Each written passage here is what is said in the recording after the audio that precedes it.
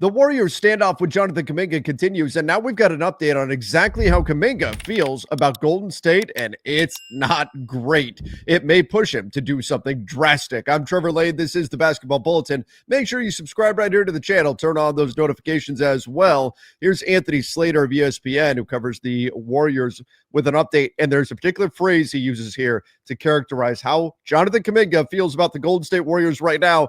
It makes sense, but it's not a great sign for the Warriors. Check this out. Our Warriors reporter Anthony Slater joins us now on NBA Today. Anthony, where do these negotiations stand now that we are halfway through August? Well, there's been renewed conversations between the two sides. There's dialogue, but as y'all know, talking doesn't necessarily equal movement. Okay, so number one, that's great, right? Talking. The two sides are talking. Jonathan Kuminga, restricted free agent, talking with the Golden State Warriors. The Warriors reportedly shut down all trade conversations to try to make it so Kuminga can't go anywhere else, but at least they're talking. That's a good sign, right? Maybe not. You know, they've shared contract concepts and opinions about the whole thing, between each other this last week, dating back to last weekend. But, Kuminga wants more of a player-friendly deal, more of a signal of that he's a building block, not just a trade asset. The word I've heard from the Kuminga side is pawn. He doesn't want to sign this 2-year, $45 million deal with a team option where he is clearly just being used to be traded midseason. And that is the crux of the problem. The Warriors are treating Jonathan Kuminga as a pawn. That was the word that was used there by Anthony Slater. Now, there was reporting about a week or so ago that the two sides hadn't talked in like 2 weeks, so that's probably why this information was getting out, that, oh no, now they're talking again, just to kind of push back against that idea that they're simply not talking. But nonetheless, Jonathan Kuminga doesn't want to get used as a pawn, and here's how the Warriors are trying to do it. It's a 2-year, $45 million contract offer. Now, obviously, that's a lot of money, but the problem is that in that deal, there would be a team option on the second year, and in that deal, you would have Jonathan Kuminga waive the inherent no trade clause that would come with that, because a team option on the second year would make the NBA view that contract as really a 1-year deal, and a 1-year deal for a player that has bird rights like Jonathan Kuminga, well, he would lose those bird rights if he were to be traded. So he has the ability to stop any trade.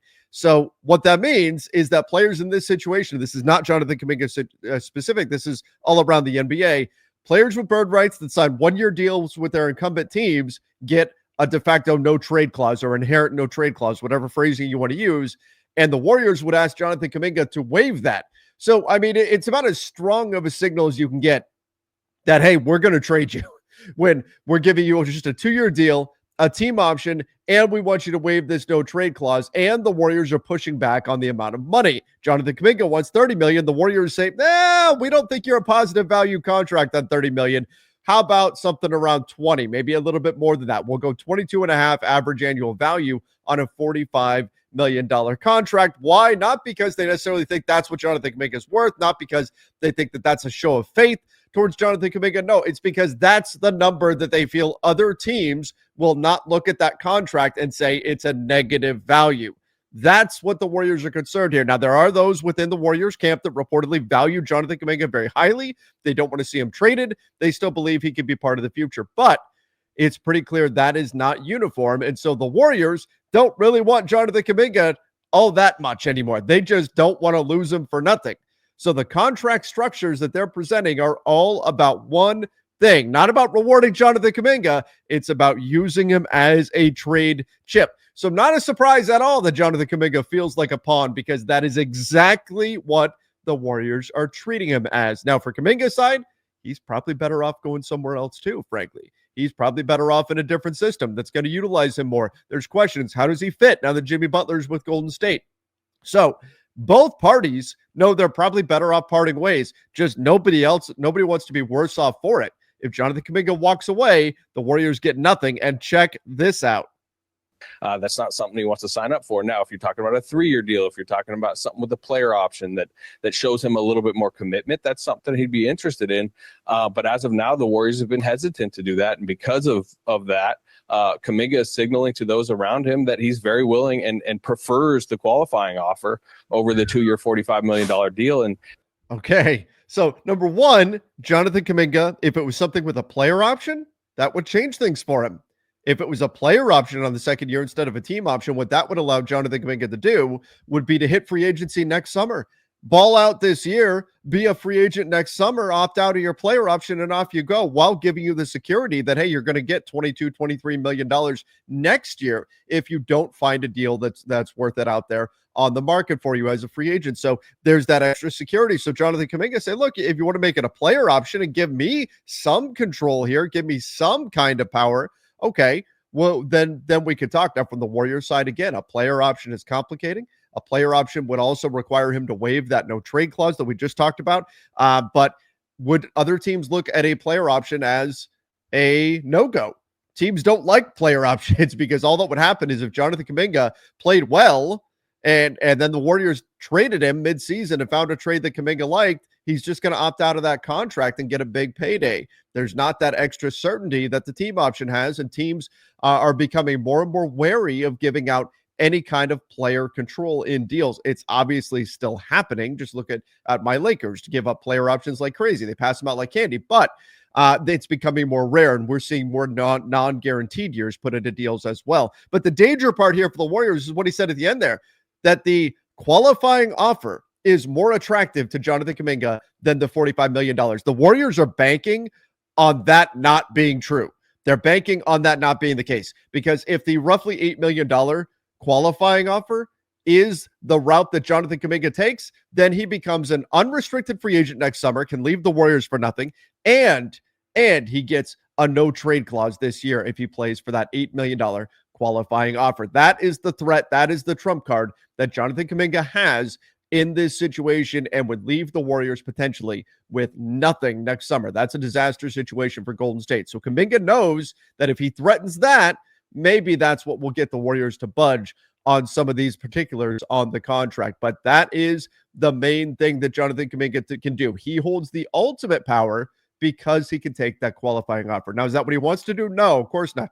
Because if you play on the qualifying offer and you blow your knee out or something, and let's hope that doesn't happen, but you get hurt, then there's no long-term security there. Whereas if you get the deal that you want, you get a 3-year deal, we're talking generational money. We're talking about $45 million is a lot of money, and that's what the Warriors are banking on Jonathan Kuminga ultimately deciding. But he wants some kind of team control. He doesn't want to feel like Golden State is just using him so that they could flip him in a trade at the earliest possibility. And that is what he's not happy about. That's what he doesn't want. He wants to be someplace where he feels like they are invested in him. He wants to be someplace where he feels like they're going to give him an opportunity to show his stuff. He doesn't think that's going to happen in Golden State, but obviously if they make a financial commitment to him, maybe that changes. Maybe he can get the kind of long-term security that he's looking for. So for the time being, this staring contest is going to continue, but there is a little bit more here. Check this out.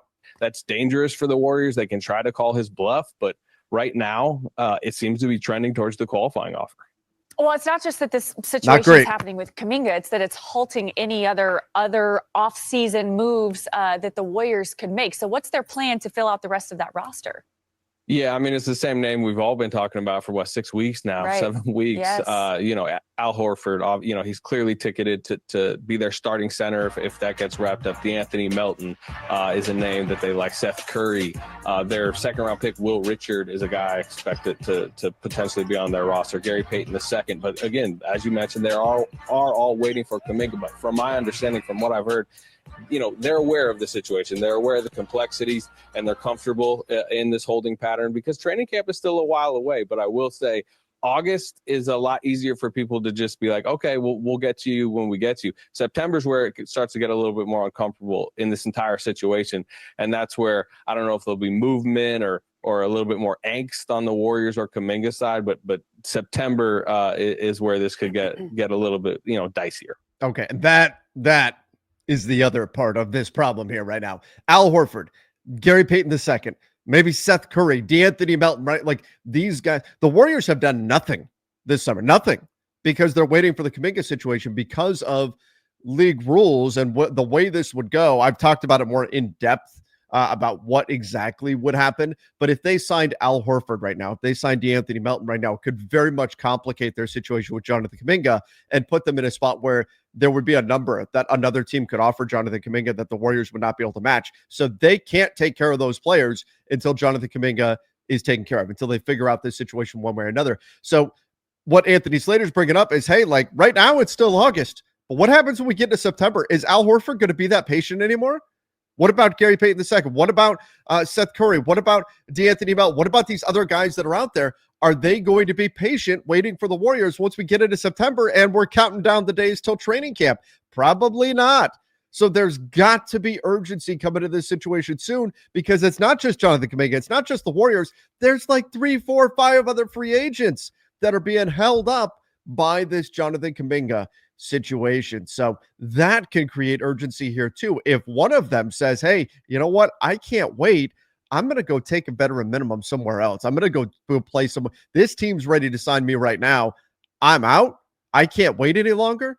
What does that do to this whole situation? This is a mess right now with Kuminga and the Warriors, and it is having a ripple effect, not just across the team, but across what's left of free agency. Everybody give me your thoughts in the comments down below. What do you think is ultimately going to happen here? Is Kuminga going to call the Warriors out and take the qualifying offer? At which point, Golden State could lose him for nothing. Now, do they then have much incentive to put a lot of development time on the floor into him? Maybe not. And maybe that's part of the concern from Kuminga too. If he does play for the qualifying offer, is he going to get the minutes to show his stuff so that he gets paid in free agency next summer? Very, very complicated situation. But that update, Kuminga feeling like a pawn here and saying, I will take the qualifying offer rather than what's on the table, 2 years, $45 million with the team option and the no trade clause waived from the Golden State Warriors. I will take that qualifying offer over that. And now started to get hints that those big time free agents,